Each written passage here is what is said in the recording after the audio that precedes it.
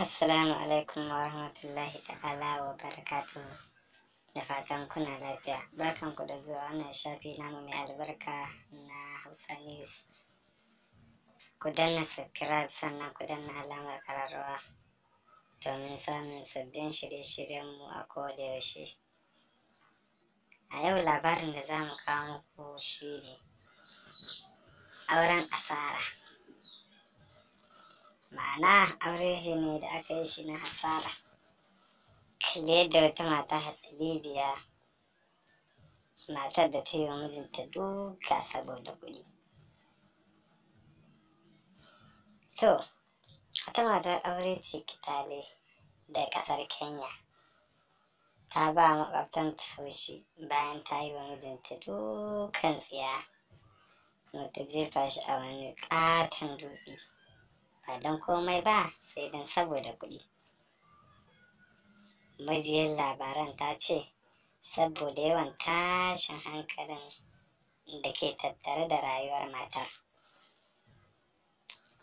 Maƙwabtan nata sun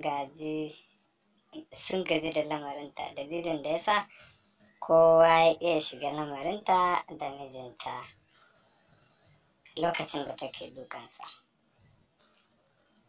Ku kalli kan hoton za ku ga yadda al'amarin ya faru. Domin gaskiya wannan matar mijinta ya kasance yana azabtar da ita, yana harantar da kuɗinta kuma yana hana ta. To masu aure, to masu iyali, kun ga dai yadda mata suke dukan mazajensu.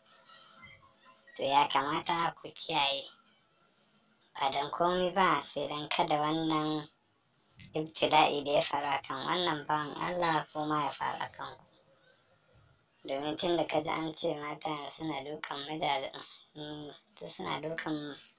mazajensu, to kaga ya zama ƙalubale ga mazaje su shiga hankali. Domin kada kai da kake ba da labarin ko ni da nake ba da labarin wataran a ci abin ya afku a kaina. Kuma ya kamata su ma mazajen su kasance masu tsoron Allah. Domin idan ba su kasance masu tsoron Allah suna karantar kuɗaɗen matansu suna kin hana su ba, hakan duka ba za ta afku ba. To don Allah mu musulmi ko na ce ‘yan uwana masu iyali ya kamata su ɗauki mummunan mataki, su ɗauki ƙwaƙƙwaran mataki akan wannan abu da yake afkuwa.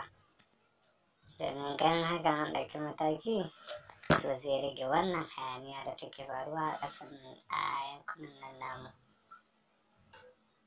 Don haka mu kiyaye ‘yan uwan musulmai. Ba za mu gaji da ce muku danna mana subscribe ba, sannan ku danna alamar ƙararrawa domin samun sabbin shirye-shiryen kodayaushe. Ku danna mana subscribe sannan ku danna alamar ƙararrawa domin samun sabbin shirye-shiryen kodayaushe. Kuma domin samun labarukan abin al'ajabi irin waɗannan wanda suke faruwa a faɗin Nijeriya. A'a, ba ma faɗin Nijeriya gabaki ɗaya ba, faɗin duniya baki ɗaya. Da zarar mun ɗora insha Allah ku kasance tare da mu da wannan channel namu na Hausa News. Muna muku fatan alkhairi. Ku danna subscribe sannan ku danna ƙararrawa domin samun sabbin shirye-shiryenmu a kodayaushe, sannan kuma na like idan kun ji daɗi. Mun gode.